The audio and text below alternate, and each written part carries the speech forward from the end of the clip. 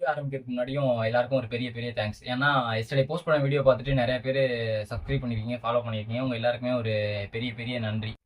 So இந்த video எதை பற்றினா என்னை பற்றி. ஏன்னா போன வீடியோவில் பெருசாக என்னை பற்றின டீட்டெயில்ஸ் எதுவுமே உங்ககிட்ட ஷேர் பண்ணலாம். நான் என்ன படிச்சிருக்கேன் அப்படின்னு மட்டும் தான் சொல்லியிருந்தேன். இந்த வீடியோ என்னன்னா ஃபுல் அண்ட் ஃபுல் என்னை பற்றின டீட்டெயில்ஸ் மட்டும் தான் இருக்கும். ஓகே போகலாமா? ஃபர்ஸ்ட் வந்து என்னோட பேர் பார்த்தீங்கன்னா, என்னோட பேர் வினோத்.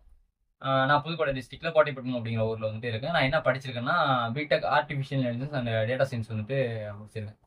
இப்போ இன்சிடென்ட் ஒன்று நடந்துச்சுன்னு சொன்னோம்ல, அந்த இன்சிடென்ட் முன்னாடி வரைக்கும் என்ன பண்ணிட்டு இருந்தேன்னா 1.2 இயர்ஸாக ஒரு ஐடி ஸ்டார்ட் அப்பில் வந்துட்டு ஏஐ டெவலப்பராக ஒர்க் பண்ணிட்டு இருந்தேன்.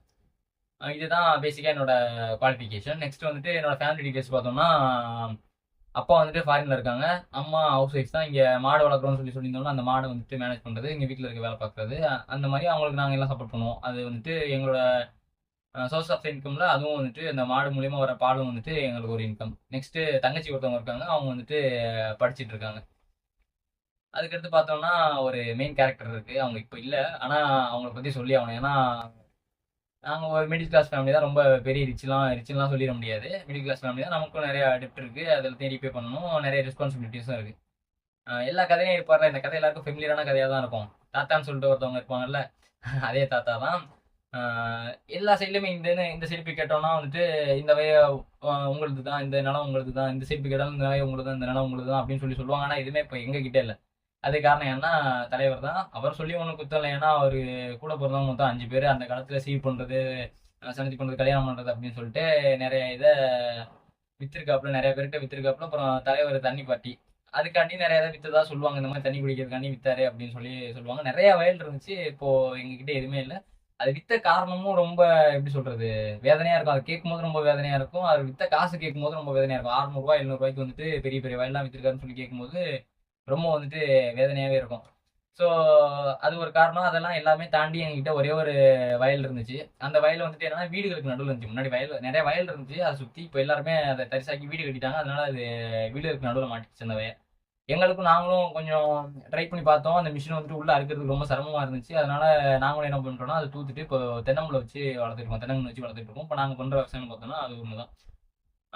அதுக்கடுத்து இதான் இப்போ என்னோட ஃபேமிலி சுச்சுவேஷன் வந்துட்டு இதுதான். நெக்ஸ்ட் என்னன்னா, எனக்கு வந்து சம் ரெஸ்பான்சிபிலிட்டிஸ் இருக்கும்ல. அந்த ரெஸ்பான்சிபிலிட்டிலாம் என்னன்னா, முதல் ரெஸ்பான்சிபிலிட்டி தங்கச்சியோட மேரேஜ். தங்கச்சி மேரேஜுக்கு வீட்டில் ஒரு பிளான் இருக்கு. அது ஸ்மூத்தாக நடந்தாலே எந்த பிரச்சனையும் இல்லை. மேக்ஸிமம் வந்துட்டு நல்ல முறையில் மேரேஜ் பண்ணிடலாம். இருந்தாலும் அண்ணங்க முறையில் நம்ம வந்துட்டு ஆம்பளை பிள்ளைய இருந்துட்டு சப்போர்ட் பண்ணணும்ல.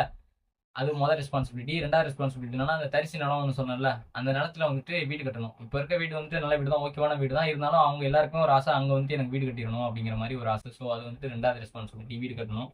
மூணாவது ரெஸ்பான்சிபிலிட்டி என்னன்னு பார்த்தோம்னா, ஊர்ல இருக்க எல்லாருமே சொல்லுவாங்க இந்த மாதிரி அப்பா இவ்வளவு வருஷமா அங்க இருக்காரு, ஆனா வந்துட்டு ஒரு வீடு ஒரு வந்துட்டு நிலம் வாங்கல அப்படின்னு சொல்லிட்டு எல்லாரும் அவங்களே சொல்லுவாங்க. என்கிட்டயுமே சொல்லியிருக்காங்க. எனக்கும் அவங்களுக்கு தெரியும், அவங்க அதை பெருசா கேர் பண்ணிக்க போறல. ஏன்னா நான் என் 2 பிள்ளைங்களை நல்லா படிக்க வச்சிருக்கேன், வேற யாரும் இந்த ஊர்ல படிக்காத படிப்பேன், என் 2 பிள்ளைங்களை நான் படிக்க வச்சிருக்கேன், அதனால எனக்கு ஒன்றும் பெருசா தெரியல அப்படின்னு சொல்லிட்டு அவங்களும் போயிடுவாங்க, கேர் பண்ணிக்க மாட்டாங்க. அம்மாவுக்குமே பெருசா இது இருக்காது. நம்ம படிக்க வச்சிருக்கோம், நம்ம பிள்ளைங்க பாத்துக்கணும், நம்ம பிள்ளைங்க பாத்துக்கணும் அப்படிங்கிற ஒரு நம்பிக்கை தான். ஸோ வந்துட்டு அது ஒரு கடைசி ரெஸ்பான்சிபிலிட்டி அதான். அவங்களுக்கு அம்மாவுக்கு ரொம்ப வேதனையா இருக்கும். என்னன்னா, நம்ம இவ்வளோ மாடு வச்சிருக்கோம், நம்ம போய் வைக்கல கூட வெளில போய் வாங்கிட்டு இருக்கோமே, நமக்கு 2 குழி நிலம் இருந்துச்சுன்னா அதில் வர வைக்கிறதுக்கு மாட்டுக்கு நம்ம மாட்டுக்காவது ஆகுமே, வெளியிலேருந்து வாங்காம இருக்கலாமே அப்படின்னு சொல்லிட்டு அந்த ஒரு ஆசை அவங்களுக்கு இருக்குது. ஸோ அது வந்துட்டு அம்மா பேர்லையும் அப்பா பேர்லையும் ஒரு 2 3 நிலம் வந்து வாங்கிடணும். அதுதான் மூணாவது ரெஸ்பான்சிபிலிட்டி. இது மூணுமே ஃபியூச்சரில் பண்ண வேண்டியது. இப்போதைக்கு நான் கரண்ட்டாக பண்ண வேண்டியது ஒரு பெரிய ரெஸ்பான்சிபிலிட்டி என்னன்னா, சொல்லியிருந்தால போன வீடியோ சொல்லியிருப்பேன், நீ அங்கே இருந்தேன்னா 2800 ரூபா ஒரு நாளைக்கு ஒரு சம்பளம், ஒரு நாள் உனக்கு சம்பளம் 2800 ரூபா, நீ இதை பிடிப்பி ஊரில் சம்பாதிக்கிற அப்படின்னு சொல்லி மேனேஜர் சொன்னா அப்படின்னு சொன்னல. அதுதான் வந்துட்டு முதல் கடமை. 2800 ரூபா நம்ம வந்துட்டு ஒரு நாளைக்கு மீட் பண்ணி ஆகணும், ஏர்ன் பண்ணியே ஆகணும். அதுக்கு நம்ம என்னென்னலாம் பண்ணணுமோ அதெல்லாம் பண்ணணும். அங்கே போனதுக்கப்புறம் நான் கற்றுக்கிட்ட பெரிய பாடம் என்னன்னா, நமக்கு என்ன தெரியுமோ அதுக்காக போனோம், அங்கே போயிட்டு கற்றுக்குறோம், இல்லை அங்கே போயிட்டு பண்ணுறோம்னு சொல்லி சொன்னோம்னா அந்த அது வேற செட் ஆயிடுச்சுன்னா ஓகே. இன்கேஸ் செட் ஆகல அப்படின்னா அது வந்து பெரிய ப்ராப்ளம் ஆயிடும். நமக்கு வந்துட்டு நம்மளால எதுவுமே பண்ண முடியாது. அந்த மாதிரி ஒரு சுச்சுவேஷன் வந்துட்டு நம்ம போயிடுவோம். இங்கே நான் படித்தது ஐடி, இப்போ வந்துட்டு ஐடி ஃபீல்ட்லேயே. ஸோ அதுக்கு ரெலவெண்ட்டாக உள்ளது வந்து பார்த்துருந்தேன்னா அங்கே போய் ஒர்க் பண்ணுறதுக்கு எனக்கு ஈஸியாக இருந்திருக்கும். அங்கே வந்துட்டு அது வேற, ஃபுல்லாகவே வேற. அதனால வந்து அதில் மாட்டிக்கிட்டேன்னா இப்போ என்ன பண்ணாலும் இப்போ அந்த 2800 ரூபா மேட் பண்ணுறதுக்கு நான் என்ன வேலை பார்த்தாலுமே அது என்னோட கெரியருக்கு ரிலவெண்ட்டாக இருக்கணும். இப்போ வந்துட்டு நான் ஒன்று பண்ணுறேன்னா அது வந்து என்னோட ஃபியூச்சருக்கு வந்துட்டு யூஸ்ஃபுல்லாக இருக்கணும் அப்படிங்கிற மாதிரி தான் நான் பண்ணணும்னு சொல்லிட்டு யோசிச்சுட்டு இருக்கேன். அதுக்காக நான் என்னென்ன பண்ணியிருக்கேன்னா, இங்கே 2 months முன்னாடி வரைக்குமே நான் இங்கே அந்த கம்பெனியில் ஒர்க் பண்ணுறது வரைக்குமே நான் என்னோட ஸ்கில்ஸ் வந்துட்டு அப்ஸ்கேல் பண்ணிட்டு தான் இருந்தேன். நான் கொஞ்சம் கொஞ்சம் கற்றுக்கிட்டு ஒரு ஸ்கில்லை ஆட் பண்ணிட்டு இருந்தேன். ஆனால் அங்கே போன அந்த 2 மந்த்ஸ் வந்துட்டு என்னால் எதுவுமே பண்ண முடியல. ஸோ வந்துட்டு இங்கே வந்ததுக்கப்புறம் நான் இப்போ கொஞ்சம் லேர்ன் பண்ண ஆரம்பிச்சிருக்கேன். இப்போ வந்து நியூ டெக்னாலஜி எல்லாத்தையுமே லேர்ன் பண்ண ஆரம்பிச்சிருக்கேன். எனக்கு எதெல்லாம் ரெலவெண்ட்டாக இருக்கணுமோ அது எல்லாத்தையுமே நான் லேர்ன் பண்ணி என்னோட ரெஸ்யூமே வந்துட்டு இப்போ வந்துட்டு அப்டேட் பண்ணிட்டு அதுக்கேற்ற மாதிரி ரோல்ஸில் வந்துட்டு அப்ளை பண்ணிட்டு இருக்கேன் ஃபஸ்ட்டு. ரெண்டாவது என்னன்னு பார்த்தீங்கன்னா, லிங்க்டின் ப்ரொஃபைலை வந்துட்டு இப்போ ஓரளவுக்கு பெட்டராக வந்துட்டு ஆப்டிமைஸ் பண்ணிட்டேன். நான் வந்துட்டு கீழே வந்துட்டு லிங்க் கொடுக்குறேன், என்னோட லிங்க்டின் லிங்க்கு. அப்புறம் வந்துட்டு மூணாவது பார்த்தீங்கன்னா போர்ட்ஃபோலியோ வந்துட்டு பில்ட் பண்ணி வச்சிருக்கேன். ஃப்ரீலான்ஸாக பண்ணலாம். ஏன்னா நமக்கு இன்கேஸ் இப்போ நம்ம பிஸ்னஸ் பண்ணணும்னு சொல்லிட்டு ஆசை இருக்குது நமக்கு, அதுக்கான டைம் ஸ்பெண்ட் பண்ணணும். அது இல்லாமல் அதை பணத்தை ஏர்ன் பண்ணுறதுக்கு, ஏன்னா சும்மா இருக்க முடியாத பிஸ்னஸில் வந்துட்டு ரெவன்யூ எடுக்கிறதுக்கு ரொம்ப நாளாகும். இப்போ இன்கேஸ் யூடியூப்லையோ இன்ஸ்டாகிராம்லேயோ ரெவன்யூ வர அளவுக்கு இது க்ரோ ஆகுமாங்கிறது தெரியல. ஒரு நம்பிக்கை இருக்குது, க்ரோ ஆனிச்சுன்னா அதுக்கும் சம் டைம் எடுக்கும். ஆனால் அது வரைக்கும் நம்மளால சும்மா இருக்க முடியாதுல. வாங்கியிருக்க கடனுக்கு வந்துட்டு கட்டணும், அந்த மாதிரி கொஞ்சம் சிக்கலும் இருக்குது. ஸோ அதுக்காக நம்ம செயலில் வந்துட்டு ஏர்ன் பண்ணுறதுக்கு சின்ன சின்ன வேலையை இங்கே கேட்டிருக்கேன். அவங்க வந்துட்டு 2 or 3 டேஸ் ஆகும் அப்படிங்கிற மாதிரி சொல்லியிருக்காங்க. அது ரெடி ஆயிடுச்சுன்னா ஒரு மார்னிங் ஒரு 6 to 10 அந்த மாதிரி ரேஞ்சில் வந்துட்டு அந்த வேலையை பார்த்துட்டு மற்ற நேரத்தில் இதை பார்த்துட்டோம்னா நம்மளுக்கு கொஞ்சம் ஓரளவுக்கு இன்கம் வரும். நம்ம வீட்டில் கேட்காத அளவுக்கு ஒரு சங்கடம் இல்லாமல் இருக்கும் அப்படின்னு சொல்லிட்டு ஒரு யோசனை. அது அதுக்கப்புறம் நான் கீழே லிங்க் எல்லாமே கொடுக்குறேன் உங்களுக்கு, என்னோட லிங்க்டின் லிங்க் அப்புறம் வந்துட்டு போர்ட்ஃபோலியோ லிங்க் ரெண்டுமே தரேன். அதை போய் விசிட் பண்ணி பாருங்க. உங்களுக்கு ஏதாச்சும் டவுட் இருந்துச்சு, உங்களுக்கு ஏதாச்சும் என்னோட ஸ்கில்லை வச்சு உங்களுக்கு ஏதாச்சும் ஒர்க் நீட் இருக்குது அப்படின்னு சொல்லிட்டா கான்டாக்ட் பண்ணுங்கள். நான் வந்துட்டு ரெடியாக இருக்கேன். நான் இப்போ என்ன வேலை இருந்தாலும் பார்க்குறதுக்கு வந்துட்டு ரெடியாக இருக்கேன், என்னோட கெரியருக்கு ரெலவெண்ட்டாக உள்ள வேலை. ஸோ உங்களுக்கு அந்த மாதிரி ஹெல்ப் தேவைப்படுதுன்னா என்னோட போர்ட்ஃபோலியோ லிங்க்டின் ரெண்டுமே இருக்கும், ரெண்டுமே கம்யூனிகேட் பண்ணுங்கள். இதுக்கடுத்து நான் என்ன பண்ணணும்னா, என்னோட கிட்ஹப் பேஜ் இருக்குது, அதில் வந்துட்டு ப்ராஜெக்ட்ஸ் வந்துட்டு அப்டேட் பண்ணலாம். காலேஜ் சென்ஸில் பண்ண ப்ராஜெக்ட்ஸ் மட்டும்தான் அது வந்துட்டு அதில் இருக்கும். நான் இந்த எம்ப்ளாய்மெண்ட் டியூரேஷனில் பண்ண ப்ராஜெக்ட்ஸுக்கு ரெலவெண்ட்டாக எதுவுமே அதில் ப்ராஜெக்ட்ஸ் இன்னும் போஸ்ட் பண்ணல. ஸோ அது வந்துட்டு நான் என்னென்ன ப்ராஜெக்ட்லாம் பண்ணியிருக்கேன்னு சொல்லிட்டு என்னோட ரெஸ்யூமில் இருக்கும். அதுக்கேற்ற மாதிரி டெமோ கொடுக்குற மாதிரி சம் ப்ராஜெக்ட்ஸ் வந்துட்டு கிட்ஹப்பில் வந்துட்டு அப்டேட் பண்ணணும். இதெல்லாம் நான் நெக்ஸ்ட்டு பண்ண வேண்டிய வேலை. இது இல்லாமல் அந்த 2000 ஏர்ன் பண்ணுறதுக்கு என்னென்னலாம் பண்ணணுமோ அது எல்லாமே பண்ணணும். லாஸ்ட்டாக எல்லா ரெஸ்யூமில் சொல்லுவாங்க, செல்ஃப் இன்ட்ரோ கொடுக்கும்போது ஹாபி என்ன இருக்கும் அப்படின்னு சொல்லுவாங்கல்ல. நான் என்னோட வீக்னஸ் என்னென்னா நான் பார்க்குறேன்னு சொல்கிறேன். அது உங்களுக்கு எல்லாருக்குமே இருக்கலாம். ஆனால் எனக்கு வந்துட்டு அது ஏதோ ஓவராக இருக்குது, ஓவர் டோஸ் எனக்கு மேனுஃபேக்சரிங் டிஃபெக்ட்னு சொல்லிட்டு நினச்சிப்பேன். ஏன்னா இது வந்துட்டு நான் கண்ட்ரோல் பண்ணணும்னு நிறைய டைம் நினச்சிருக்கேன், ஆனால் என்னால் கண்ட்ரோலே பண்ண முடியாது. என்னென்னு பார்த்தீங்கன்னா, ஃபஸ்ட்டு வந்துட்டு ஓவர் திங்கிங் எல்லாருக்குமே இருக்கிறது தான், இல்லைன்னா சொல்லலாம். நான் ஏதோ ஓவர் திங்கே ரொம்ப எக்ஸ்ட்ரீம் லெவலாக இருக்கிற மாதிரி இருக்கும் எனக்கு. எப்படி சொல்கிறது, ரொம்ப இப்போ நாங்கள் வந்ததுக்கப்புறம் என்னால் டெய்லி தூங்க கூட முடியாது. நான் நைட் எப்போ படுத்தாலும் தூக்கம் வந்துடும். 10 மணி 11 மணி எப்போ படுத்தாலும் 9 மணிக்கு படுத்தா கூட தூக்கம் வந்துடும். ஆனால் காலைல ஷார்ப்பாக 3 மணி 2:30 மணிக்கெலாம் வந்துட்டு முழிப்பு வந்தது. அங்கே நடந்தது இன்சிடென்ட் மட்டும்தான் என் மைண்டுக்குள்ளே ஓடிட்டே இருக்கு. நான் நினச்சிட்டு வேண்டாம் வேண்டாம்னு சொல்லிட்டு என்னமாச்சும் நினச்சிட்டு திரும்ப தூங்கணும்னு நினச்சாலுமே தூக்கம் வர மாட்டேங்குது. அது இதுலேருந்து மூவ் ஆன் ஆகிறதுக்கு நான் என்னென்னலாம் பண்ணணுமோ அதான் போன வீடியோவில் சொன்ன மாதிரி அதுக்கு ஒரு ஸ்டெப்பு தான் இதுவுமே.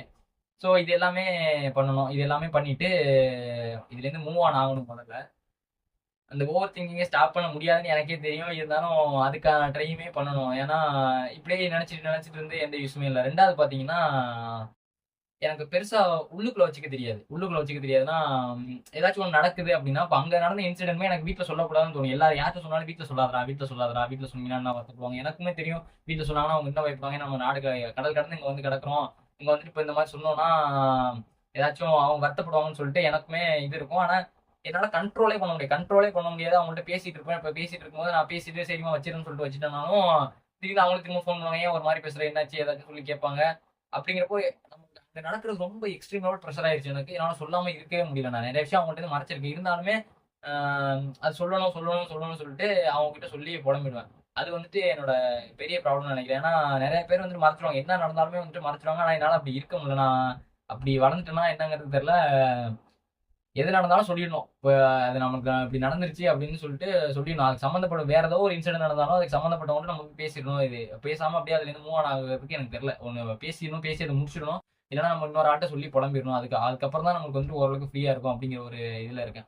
ஸோ எனக்கு தெரிஞ்ச இந்த 2 வீக்னஸ் தான். இது 2 தான் எனக்கு பெரிய ப்ராப்ளமாக நான் பார்க்குறது. வேற என்ன இருக்குது, என்ன கதைன்னு ஒன்றும் தெரில.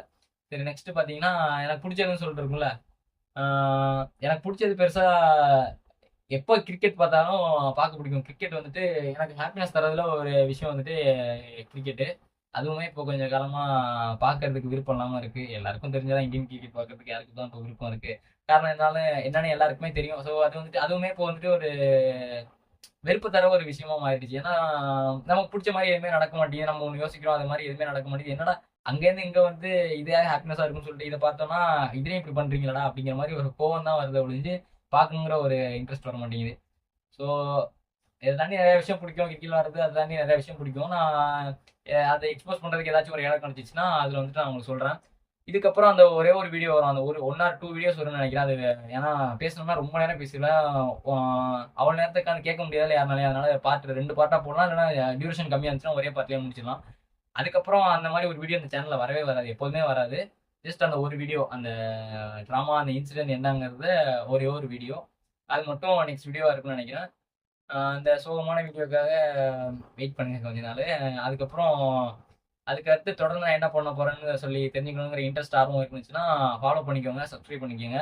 உங்களுக்கான ரெஸ்பான்சிபிலிட்டி, உங்களுக்கு என்னென்னலாம் ஆசை இருக்கு அப்படின்னு சொல்லிட்டு கமெண்ட் பண்ணுங்க. இந்த வீடியோ பிடிச்சிருந்துச்சுன்னா லைக் பண்ணுங்க. அந்த சோகமான வீடியோவில் சந்திப்போம். பாய்.